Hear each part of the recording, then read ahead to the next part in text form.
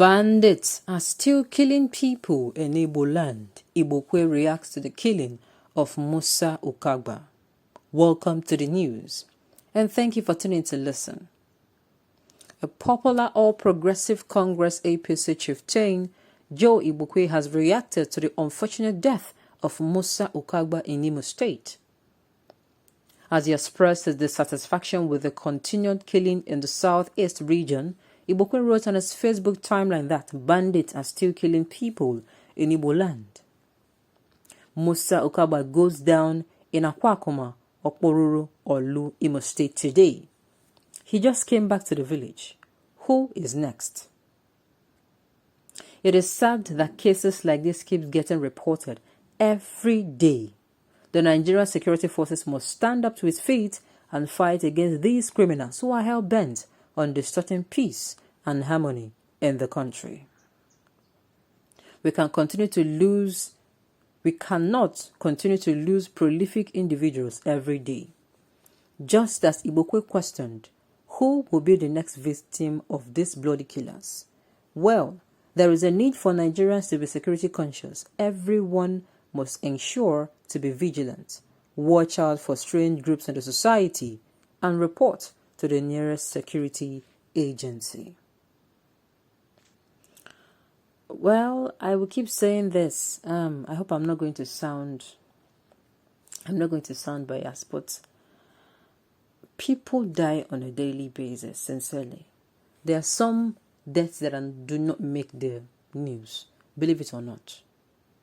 That is why if the media comes out and tell you something happens in Borno, something happens in the north, and they give a figure, people do not believe. Because there are really, really many people that might have, and many stories that, that are being shoved under, that happens under that people do not see. Why the killings here, the killings are wrong? My question is, I thought they started Operation Golden Dawn there to make sure things like this discontinue. But why is it that we are saying Aluta continua? What is going on? Sincerely, what is really, really going on? I'm not asking.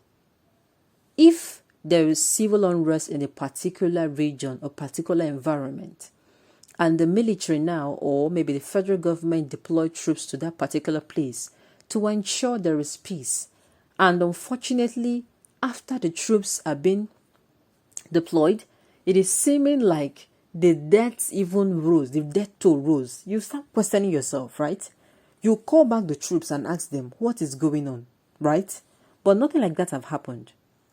My honest, this particular issue of killings that are happening, this is what made this, this civil unrest, apart from the agitation now in the southeast region. This civil unrest is was what made the government to send people, troops, to make sure that there is peace and there is calmness in the region again. But unfortunately, it is like they went and it got worse.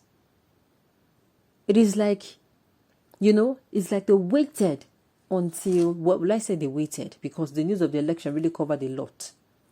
It really covered a lot. All eyes were on Anambra election. So now that there is no longer what is distracting them, they have started again. I'm going to say this now. Musa Ukagba his own is making the news because maybe he knows somebody in the powerhouse, or he is somebody that works with someone in the powerhouse. There are many of these things that happen that do not make the news, that the families of such people quietly mourn their people, quietly cry. In fact, they know that, there is no point. If you start calling on people, it will only attract attention. They quietly mourn. And I'm asking, why? I keep asking myself, what joy do you derive in taking another's person or watch another person suffer? I keep asking myself, is it like when you do it, you get this sense of fulfillment, or, you do it and please, nobody should come and tell me that it is hunger. Somebody should not use hunger as a means to, to call, say, it is hunger that made somebody to do this. Please, no, you don't say so. Do you know how many people are hungry in this country? Because recently, will I say recently, about a month or a month plus ago, somebody came out and said it is hunger that made this so-called, I'm referring to the bandits now, in the northern part of Nigeria, that came out that they should be given a stipend. And I'm saying, wow.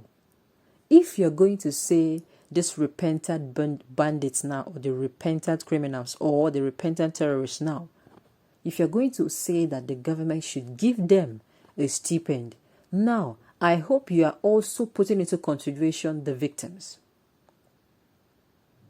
So what I'm saying is, if you're going to come out and say that hunger is the determining factor of crime, do you know how many Nigerians would have taken to arms?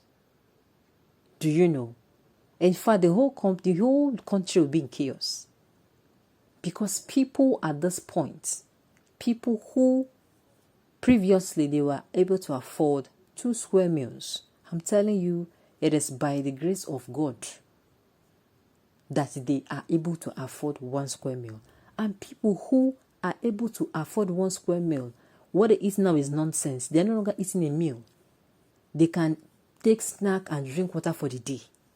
That is how bad it has gotten to, if not go hungry, just to make sure that they live within their means. So now, this act of violence, I keep asking myself, people now that perpetrate it, who and who? Now, I don't understand, sincerely, because, first of all, it was unknown gunmen in the southeast region. Before they'll mark them and start calling them gunmen. And now, I'm saying, why is it taking so long, since security troops are there now, to unmark these people and bring the perpetrators to book? That is what I'm asking, right? If someone now or a community is in chaos and you send people there, the chaos is meant to reduce. Why in this case is it not reducing? That is the question. Why is it that it is getting worse by the day? Okay. Those that are killed in Sokoto, Borno,